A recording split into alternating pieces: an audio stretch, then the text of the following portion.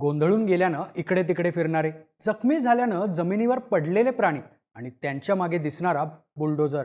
Social मीडियावर तुम्ही हे फोटोज पाहिले असतील. हे फोटोज AI ने बनवलेले नाहीयेत, तर हे सगळं प्रत्यक्षात घडतंय. कुठे? तर तेलंगणात, हैदराबादमध्ये. मागच्या काही दिवसांपासून हैदराबादमध्ये जंगलतोड सुरू आहे. तेलंगणाच्या रेवंत रेड्डी सरकारनं 400 एकर जमिनीवरचं जंगल साफ करून इथल्या प्राण्यांना दुसरीकडे पाठवून त्या ठिकाणी गाचीबोली IT हबचा विस्तार करण्याचा निर्णय घेतला. यातून सरकारचा भक्कम आर्थिक फायदा होईल हा त्यांचा विचार नक्की होता.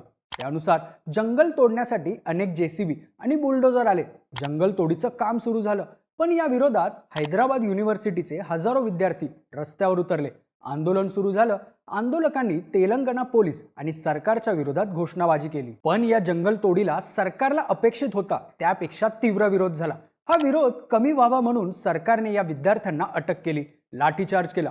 फोटो काढणाऱ्या, ड्रोनच्या माध्यमातून इथली परिस्थिती जगासमोर आणणाऱ्या लोकांच्या विरोधात देखील सरकारने कारवाई केली. विद्यार्थी, शिक्षक यांचं आंदोलन बघता भाजप, BRS हे पक्षही पुढे आले. त्यांनी या आंदोलनाला पाठिंबा दिला.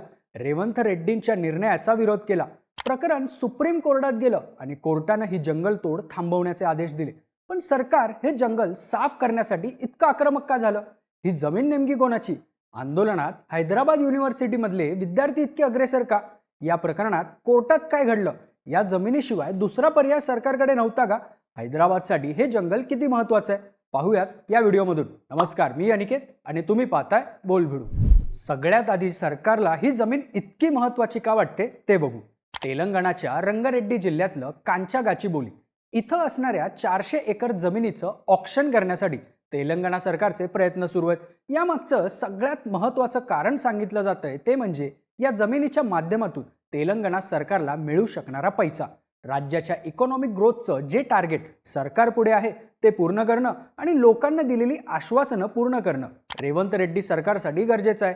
अशात सरकारला राज्याची आर्थिक परिस्थिती सुधारण्यासाठी एका प्राईम लोकेशनवर म्हणजेच कांचा गाचीबोली इथं 400 एकरची जमीन मिळाली. या ठिकाणी IT कॉरिडॉर आहे.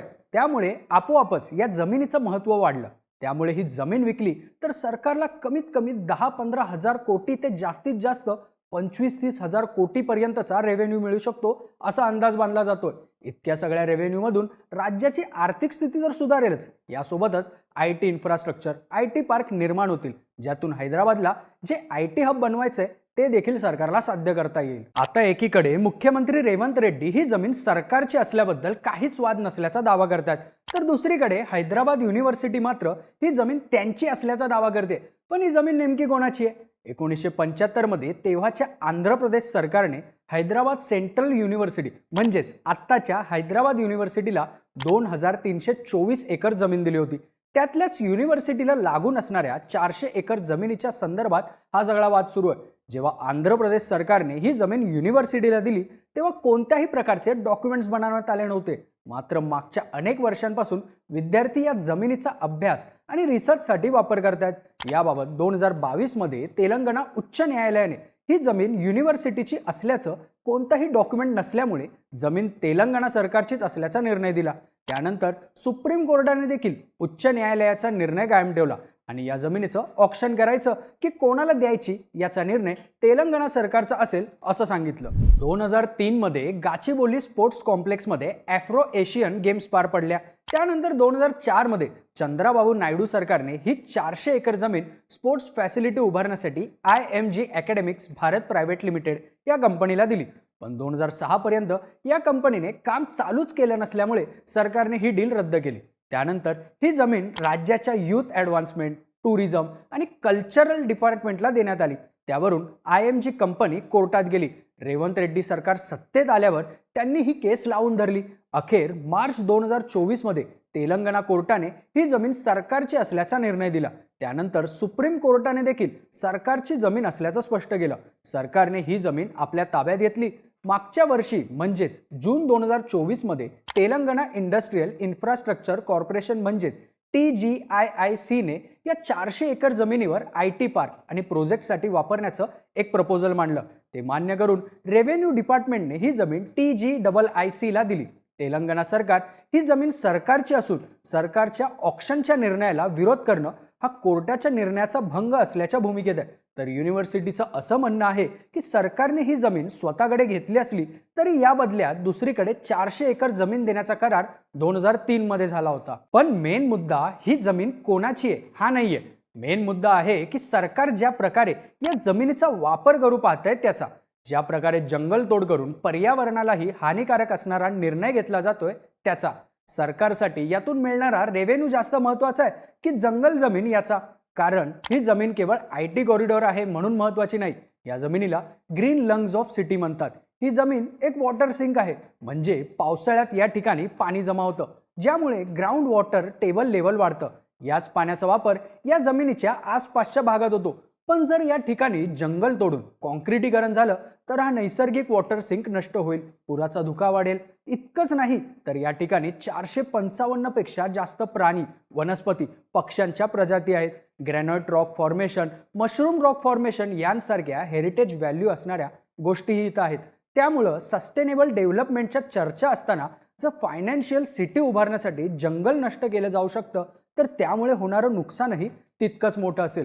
कारण हैदराबादचाच विचार केला तर ही हैदराबादमधली शेवटची ग्रीन स्पेस असल्याचं सांगितलं जातंय. साहजिकच आपल्या शहरातली शेवटची ग्रीन स्पेस वाचवण्यासाठी हैदराबादमध्ये आंदोलन सुरू झालं. पण हे जंगल वाचवण्यासाठी सगळ्यात पुढे होते हैदराबाद युनिव्हर्सिटीचे विद्यार्थी. यात हैदराबाद युनिव्हर्सिटी इतकी अग्रेसर असण्यामागचं कारण म्हणजे युनिव्हर्सिटीच्या विद्यार्थ्यांसाठी रिसर्च किंवा ओपन कॅम्पस फॅसिलिटीसाठी ही जमीन महत्त्वाचं असल्याचं या विद्यार्थ्यांचं म्हणणं आहे. इथे IT पार्क उभं करण्यासाठी कॅम्पस फॅसिलिटी आणि विद्यार्थ्यांसाठी काही करता आलं तर ते सरकारने केलं पाहिजे अशी आंदोलन करणाऱ्यांची भूमिका आहे. 2 एप्रिलला या विद्यार्थ्यांनी क्लासेसवर बहिष्कार टाकला आणि हे आंदोलन तीव्र केलं होतं. मात्र सरकारने देखील या विद्यार्थ्यांवर लाठीचार्ज केल्याचे, त्यांना अटक केल्याचे व्हिडिओ सोशल मीडियावर व्हायरल झाले. पण त्यावर सरकारने लाठीचार्ज केला कारण आंदोलन करणारे विद्यार्थी नव्हते. राजकीय पक्षांकडून सरकारच्या विरोधात हा डाव टाकला जातोय, विद्यार्थ्यांना भडकवलं जातंय अशी बाजू मांडली. पण या सगळ्या प्रकरणावरून तेलंगणा सरकार अडचणी देण्याची शक्यता आहे. कारण या प्रकरणाची गंभीरता लक्षात घेत केंद्रीय पर्यावरण मंत्रालयाने तेलंगणा सरकारला या सगळ्याबाबतचा अहवाल देण्यास सांगितलंय. सुप्रीम कोर्टाने या प्रकरणात हस्तक्षेप केल्यानं ही जंगलतोड थांबली. या प्रकरणात सुप्रीम कोर्टानं 3 एप्रिलला तेलंगणाच्या चीफ सेक्रेटरींना आदेश दिलाय की जोपर्यंत कोर्टाचा या संदर्भात पुढचा आदेश येत नाही तोपर्यंत या कांच्या गाचीबोलीच्या 400 एकर जमिनीवरचं एकही झाड तोडलं जाणार नाही. शिवाय या सगळ्या निर्णयात इतकी घाई करण्याची काय गरज होती? आंदोलन, विरोध होत असताना देखील कारवाई न थांबवता सरकार इतक्या आक्रमकपणे या जमिनीच्या मागे का होतं याचं स्पष्टीकरण आता चीफ सेक्रेटरींना कोर्टासमोर द्यावं लागणार आहे. महत्त्वाचं म्हणजे या जमिनीच्या व्यतिरिक्त अनेक असे इंडस्ट्रियल कॉरिडॉर आहेत, अनेक IT पार्क आहेत जिथे रिकाम्या जागा आहेत, ज्या ठिकाणी सरकारला IT पार्क आणि प्रोजेक्ट उभारता आले असते. मात्र मोक्याच्या IT कॉरिडॉरच्या ठिकाणची ही जमीन घेऊन सरकारला पुढची राजकीय सोय करायची होती का अशाही चर्चा होत आहेत. यावरून सुरू असलेलं राजकारण फक्त काँग्रेसलाच नाही तर इंडिया आघाडीला सुद्धा अडचणीत आणू शकतं अशा चर्चा आहेत. एकीकडे काँग्रेस बुलडोझर ॲक्शनला विरोध करतं, पण याच काँग्रेसच्या नेतृत्वातल्या सरकारनं तेलंगणामध्ये मात्र बुलडोझर ॲक्शन करून जंगल तोडीचा निर्णय घेतला. त्यावर काँग्रेसचं शीर्ष नेतृत्व गप्प का आहे असा प्रश्न आता विचारण्यात येतोय. तर इंडिया आघाडीत काँग्रेसचा मित्र पक्ष आहे शिवसेना उद्धव बाळासाहेब ठाकरे. या पक्षाचे नेते आदित्य ठाकरे यांनी मुंबईच्या आरे जंगलात होत असलेल्या मेट्रो कारशेड प्रकल्पाला जोरदार विरोध केला होता. विकासासाठी जंगलतोड नको अशी भूमिका तेव्हा ठाकरेंनी घेतली होती. त्याविरोधात मोठं आंदोलन सुद्धा उभं केलं होतं. मग आता तेलंगणात त्यांचाच मित्र पक्ष असलेल्या काँग्रेसच्या नेतृत्वात 400 एकर जागेवर जंगलतोड सुरू असताना, कित्येक प्राण्यांच्या जीवाला थेट धोका पोहोचत असताना आदित्य ठाकरे यांच्याकडून कुठलीच भूमिका का घेतली जात नाहीये असा प्रश्न विचारला जातोय. साहजिकच राजकीय बाजूवर सुद्धा काँग्रेसनं कांच्या गाचीबोलीबद्दल घेतलेला निर्णय त्यांच्या अडचणी वाढवताना तर दिसतोय. या सगळ्या प्रकरणाबद्दलच्या तुमच्या प्रतिक्रिया कमेंट्समध्ये सांगा आणि माहितीपूर्ण व्हिडिओसाठी बोलबुडीच्या YouTube चॅनलला नक्की सबस्क्राईब करा.